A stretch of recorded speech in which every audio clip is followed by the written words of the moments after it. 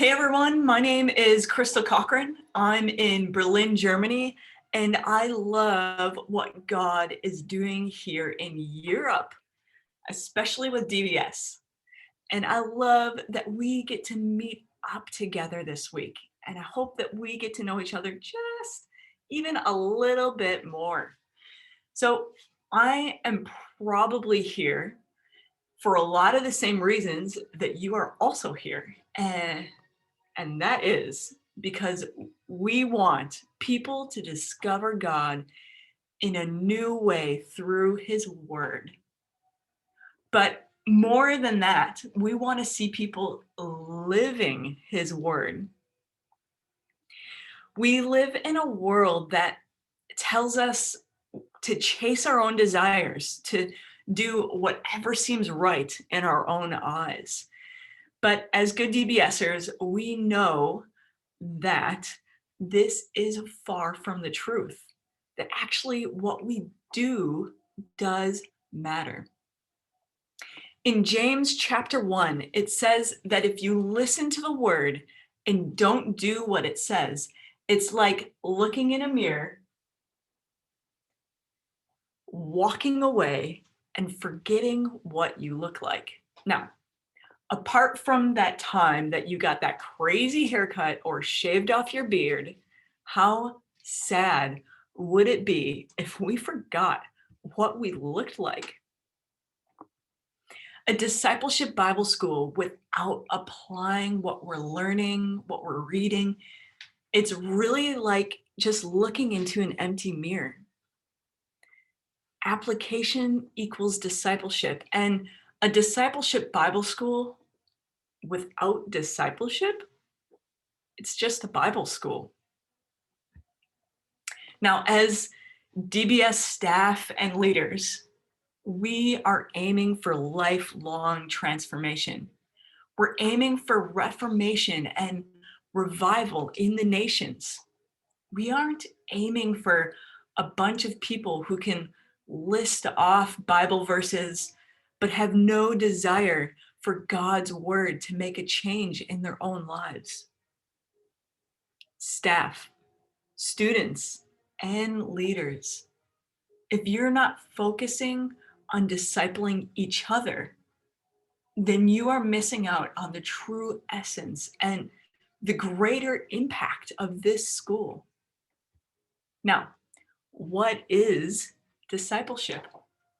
Discipleship is getting things from our heads to our hearts, and from our hearts to our hands, and putting it into action.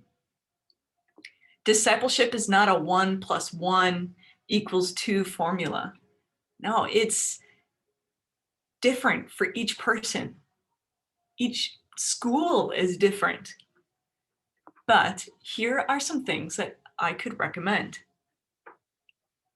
First thing, pray often for your students. Get God's heart, because without it, it's going to be like riding a bike up a hill with no pedals. Next one, seize every teachable moment in the program and outside of the program. Look for areas to encourage, challenge, and cheer your students on. Highlight their strengths. Highlight the areas that God might want to work on them, and highlight their gifts. What do you see they're good at? What do you see God placed in them, and how does God want to use that? Have times of group processing where you talk about stuff and unpack what's going on. Be committed. Be committed to your one-on-one. Make sure that it is something that each student is certain that it's actually going to happen. And the last one, staff and leaders, look for moments that you can model. And maybe this modeling is actually modeling humility when you've gotten it wrong. But look for those opportunities where you can model an example to your students, what it looks like to be lifelong learners. So application, discipleship, it is such a joy. And if I can encourage you, staff and leaders, don't just leave the discipling just for the students. No, I believe it's for all of us. And if I can encourage you even further in the classroom, in small group, the one-on-ones, grading the homework, or even just regular hangouts, in all these things, be intentional and partner with God. Look for opportunities that you can create together. Now, imagine the multitude of impact that this will have. Just having one student see the richness of God's word and getting it from their head to their heart, and from their heart to their hands, putting it into action, it would be absolutely amazing.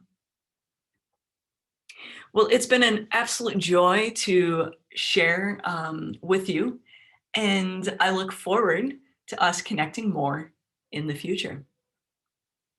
Goodbye.